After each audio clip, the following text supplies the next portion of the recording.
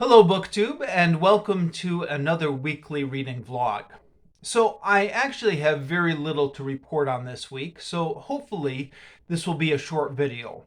I say hopefully because I have a tendency to ramble on even when I don't have anything noteworthy to say, but hopefully it will be a short video. I regret to say that I did not make any progress this week on the grammar book. Nothing. Didn't. Yeah, not even a little bit. Which is not good. Well, I mean, 1 week maybe is okay. I'm a little bit worried though because I've got a bad habit of getting into a book and then just stalling out and losing interest, and that tends to especially happen with books I try and read for professional development, and I don't want that to happen. I do want to finish this book, so I'm going to try and force myself back into it. I said the same thing last week. Last week I had read a few pages and then stalled out on the exercises at the end of the chapter on negation because there were exercises that involved drawing sentence tree maps, and I just didn't feel like I had the time to do that. And it's also been a busy week this past week with working and marking and stuff like that. But I do want to make this. I was going to say I want to make this a priority, but that's not entirely true. I've given myself a lot of leeway on professional development reading while we are in lockdown here, just because, trying to prioritize my mental sanity and read more escapist type stuff. But I do definitely want to keep it on the back burner.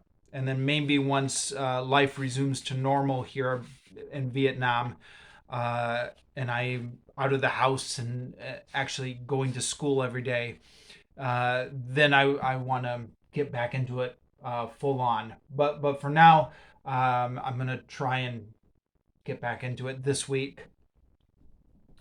I also did not make any progress on the Brothers Grimm. Now this one I finished the week before, so that's my reason for not going back to it. Typically, or often, when I finish a book and I'm working on writing my review, I'll go back to the beginning and just start rereading the first 100 pages again or something like that, just to help keep the book fresh in my mind while I'm writing the review. I've not done that with the Brothers Grimm though, because it's a story collection, so I don't feel like there's much value in rereading the first 100 pages again or something like that. Although I have been listening to the audiobook version of this, and maybe I'll leave a link to that in the description down below. There's a LibriVox recording of the Margaret Hunt translation, which is what I'm reading here. It's split into several different parts, but I've been listening to part one on YouTube, and it's interesting to go back and listen to those stories after having read it. I'm noticing a few things. One is actually I remember these stories better than I thought I did. I often have trouble recalling these stories when I want to explain, like to my wife or something, what I read this week, because they all just kind of meld together in my head, all 210 stories.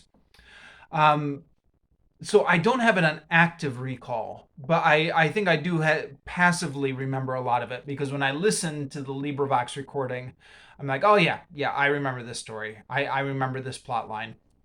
Um, so that's one thing. The other thing is, I am discovering a little bit that these stories are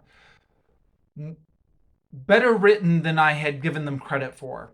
Sometimes, at least for me, when I'm reading something, I maybe don't allow the prose to sink in because I'm just so focused on getting to the next page or just so focused on what's actually happening. But when you listen to the audio recording, you actually hear the prose being written out loud, and it does make I sometimes you do appreciate it more. At least that's been true for me. I mean, I'll give you an example here just from story one, the Frog King or Iron Henry. This is the Frog Prince story. It's titled The Frog King or Iron Henry in this edition. It starts off, it says, in old times, when wishing still helped one, there lived a king whose daughters were all beautiful. But the youngest was so beautiful that the sun itself, which has seen so much, was astonished whenever it shone in her face.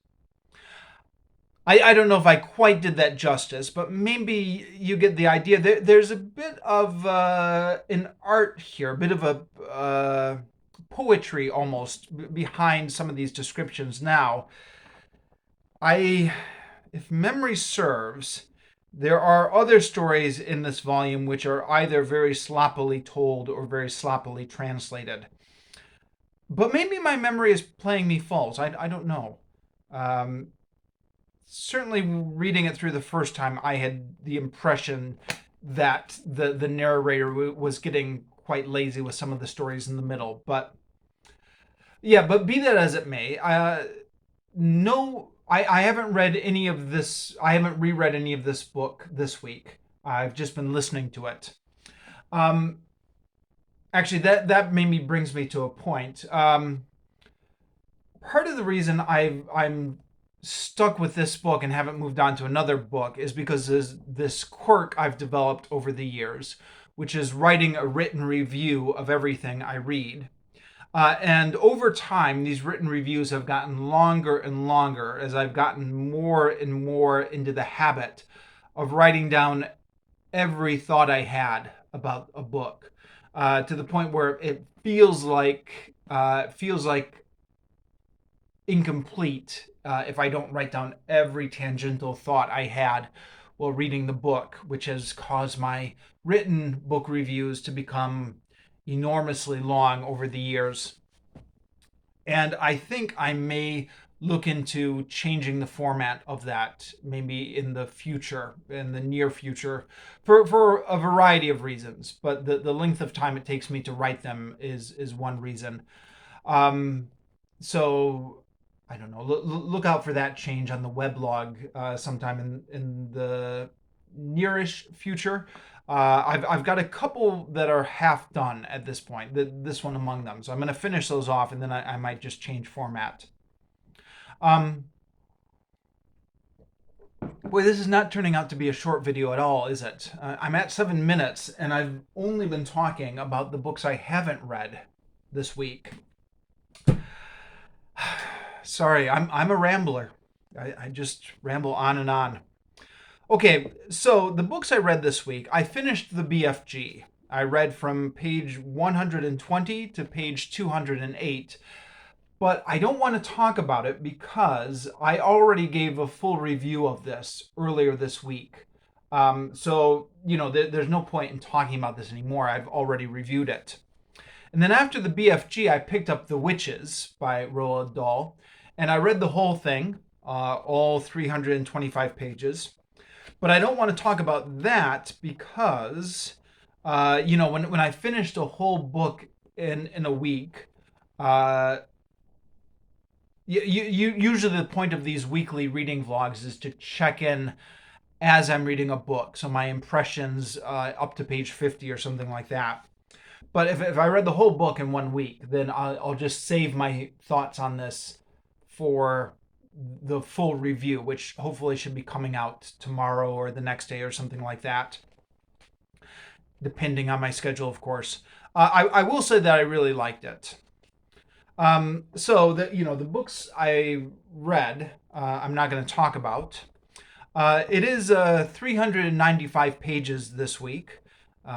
68 pages the end of the BFG, and then 325 pages from The Witches. Although, as always, having given my page count, I do have to say that the page count is meaningless because, look at these pages. The text is so big.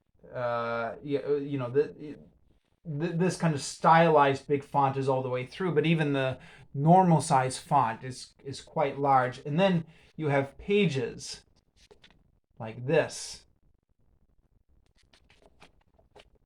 which I really shouldn't count in my weekly page totals, but I'm going to, because if you start subtracting pages, then you're going to make a lot of work for yourself. Yeah, I'm not going to go through and start recalibrating my page count. That's going to get way too complicated. So I'm going to count this towards my weekly page count. So in terms of actual pages read, it's actually one of my better weeks. But of course, these page counts are completely meaningless, aren't they?